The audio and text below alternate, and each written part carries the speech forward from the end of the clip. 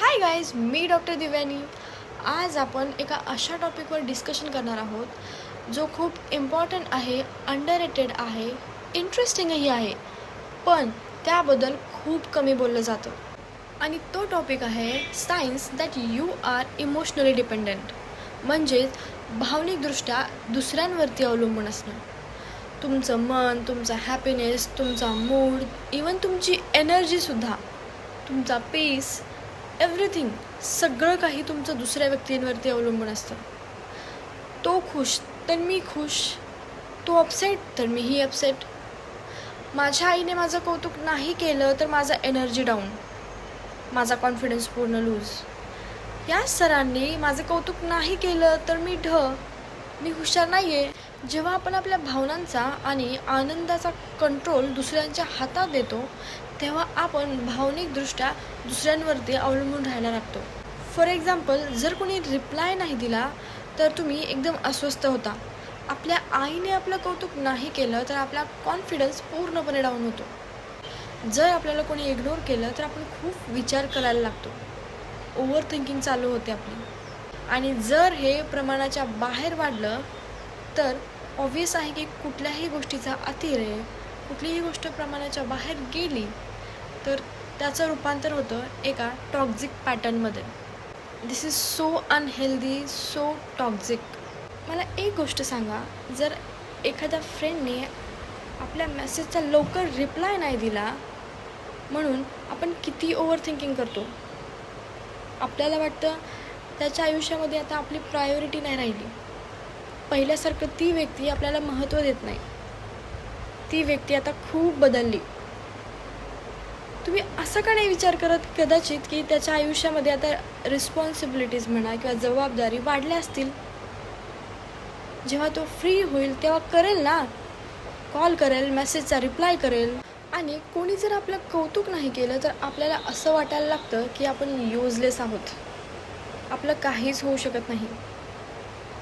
आपण एखादा छान ड्रेस घातला आणि समोरच्या व्यक्तीनं जर नावं ठेवली तर तो ड्रेस आपण काढून टाकतो, आपल्याला तो नकोसा वाटतो.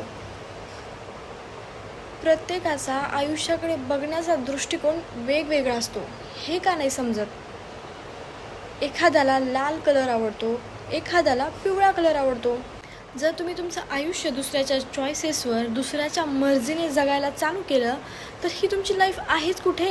हे लोक असं बोलत होते, 4 लोक काय म्हणतील, असं करू नको, तसं करू नको. पुढे जाऊन तेच लोक ते कुठं गायब होतात तेही कळत नाही. आय नो, हे खूप नॉर्मल आहे. आपण डेली रुटीनमध्ये रोज किंवा आपण स्वतः हे जगतो. I know it's so normal, but कुठल्याही गोष्टीचा अतिरेक हा चांगला नसतो. ते अनहेल्दी असतं, ते टॉक्झिक असतं. यू नो वॉट, आपण कुठे कुठे इमोशनली डिपेंडेंट म्हणजेच भावनिकदृष्ट्या दुसऱ्यांवरती अवलंबून राहतो. काही उदाहरण सांगते तुम्हाला.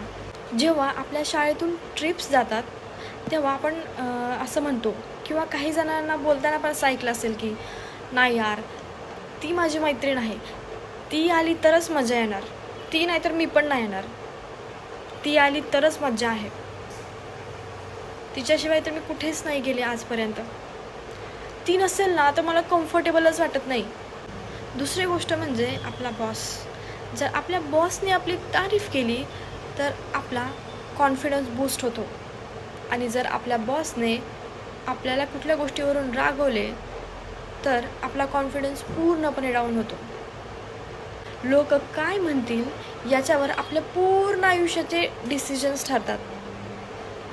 हे लोक असं म्हणतील, ते लोक तसं म्हणतील, हे असं केलं तर नावं ठेवतील, नको नको, हे समाजाला मान्य नाही आहे, हे असं केलं तर त्यांना आवडणार नाही, स्वीकारणार नाही समाज. असे कोणते लक्षणं आहेत ज्याच्यावरून आपण समजून घेऊ शकतो की आपण भावनिकदृष्ट्या इतरांवरती अवलंबून आहोत? त्यातली पहिली गोष्ट म्हणजे आपल्याला एकटं राहायची भीती वाटते. कुठे शॉपिंगला जायचं बोललं किंवा कॉलेजमध्ये जायचं असेल किंवा एकटं जेवण करायचं असेल, आपल्याला स्वतःची कंपनी आवडत नसते.